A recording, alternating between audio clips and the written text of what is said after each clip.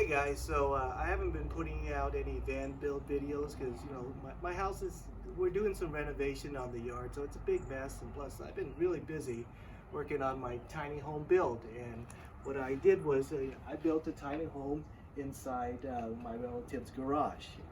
And it's going to be a place in LA that I could have as a base camp, and I could park my RV here when it ever gets done. My current Prius is there right now. So I've been building it inside this garage, and I'm only using less than half the garage, 95 square feet. And come on in, let me show it. So inside, I have this IKEA bed sofa thing, and oh shit, I forgot to put the cushions up. But there'll be cushions up there. Over here, I got I always have a 3D printed something, and my hangers. I got this switch for the lights. I don't know if you noticed it went on and off. Come on around. Let's come on in. So here I have my kitchen area. Kitchen area with my refrigerator, microwave, electric stove. Here it's one of my favorite things that I did. I have this little fold-out table here, and these benches are storage benches, the storage, and of course, there's drawers underneath for all the clothes in the bed. So that's where all the clothes and stuff will go. So this table I built with a little shelf here, but the nice thing is that I have a fold-out table in this small space that you can have, and you can sit and eat. And you can leave your phone here, recharging with the charging station. Folds up.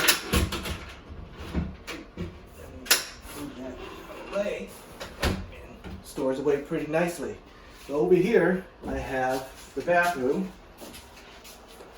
Now this bathroom is pretty big for a tiny home, but I like big bathrooms. So built this shower, had this toilet installed, this sink, and I think it turned out all right.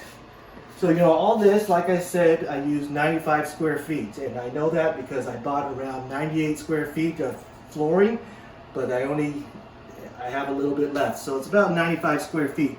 So if you're wondering what's left of the house or of the garage, let me show you. Through here is what's left of the garage.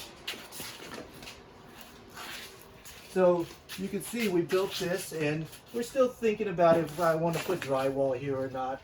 But back here, there's still plenty of storage space for,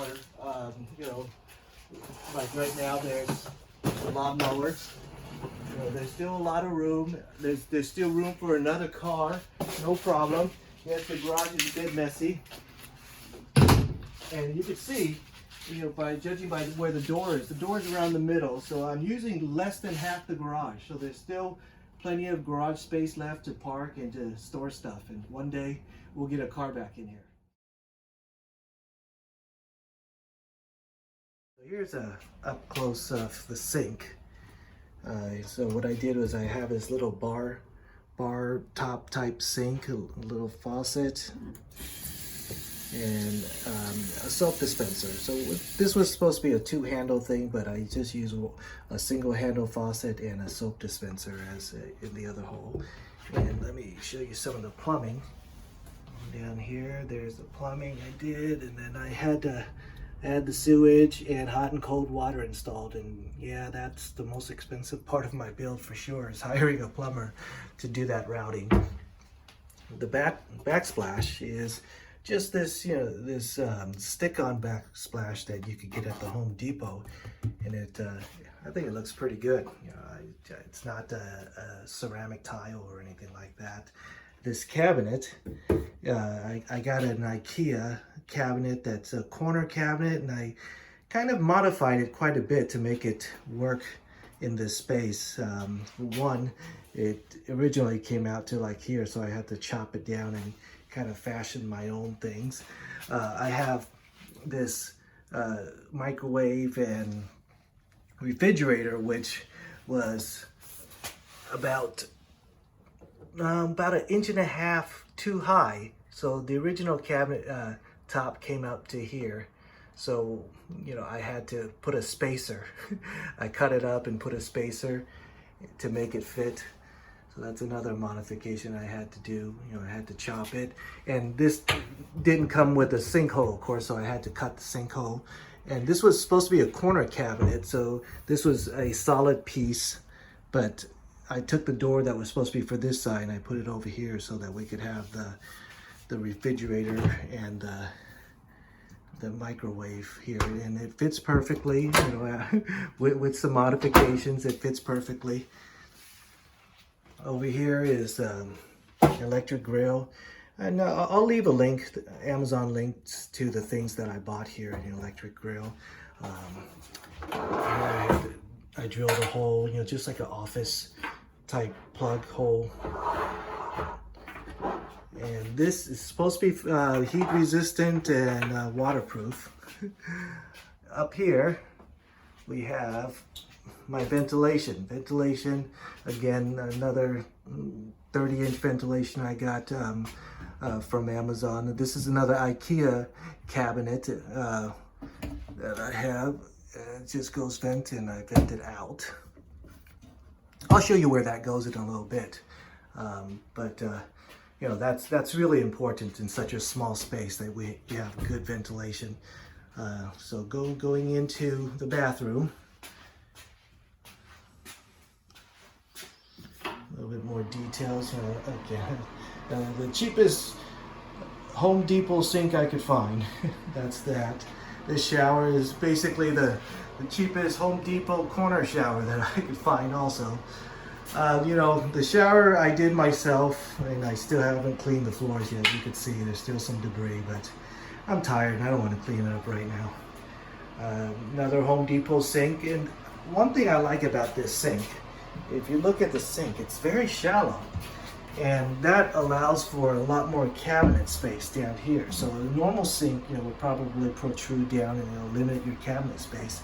But the way that they do this sink, it just kind of it looks big, but it's not. And, you know, this has a nice drawer because there's not a whole lot of room in this place, so we need a lot of storage. You got a towel hanger and a mirror. Another towel hanger here. You look at the inside. Let me try to pull it back as much as I can.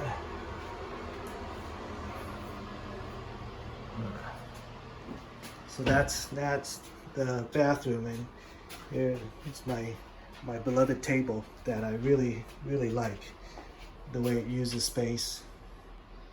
And I need two hands to actually close it, so I probably won't close it right now, but you already saw me do that.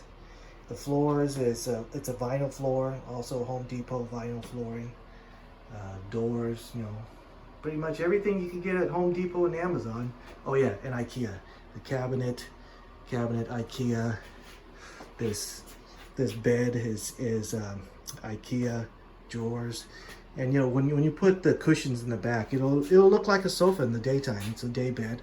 And this table I actually made with scraps from this cabinet that I didn't use.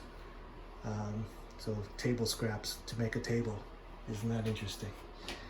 All right, mention the lighting. Oh, look at that. You could still see parts of the garage door that I had to work around. I didn't want to build it further out because I didn't want to lose any more space that I was giving up. So I just kind of built around the garage door. That's that lump. That's where the garage door sits, and it pulls back, and that's exactly where it is. There's maybe an inch of margin. That's it. So I tried to squeeze whatever room I could. So these lights are just LED lights. I got those lights at Home Depot, and the light switch is this guy I got at Amazon. So you saw that in action over here. And it comes with actually 3 different controls that I could do, but I didn't want to wire in the switch, so that just made things a lot easier. And these are LED lights, and they installed pretty easily. Power strip. So this guy I got also at Amazon, and I'll leave a link for him too. He's really handy. I just drilled him into the wall, plug, USB ports, and you know, this is probably where I would leave my cell phone, because you know, this table would go up and down, but that is always there. That's my tiny home.